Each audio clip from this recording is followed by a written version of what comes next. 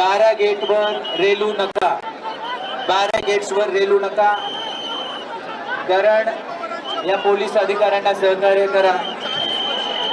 गेल्या 30 तासांपेक्षा जास्त काळ हे पोलीस अधिकारी सतत आपल्या सेवेसाठी समोर आहेत, त्यांना प्लीज सहकार्य करा। 12 गेट्स रेलू नका। आपल्या भावनांचा आदर आम्ही करतोय, आपल्या भावनांची कदर आम्ही करतोय, आपल्या सगळ्यांच्या भावना एकच आहेत।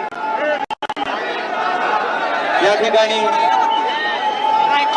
आपल्या लाडक्या दादांना अखेरचा निरोप दिल्यानंतर पवार कुटुंबीय आपल्याला अभिवादन करतात।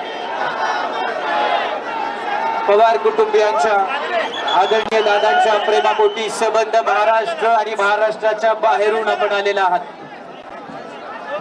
स्वतःच्या मागच्या बाजूला जे गेट आहे तिथून हळूहळू बाहेर पडा।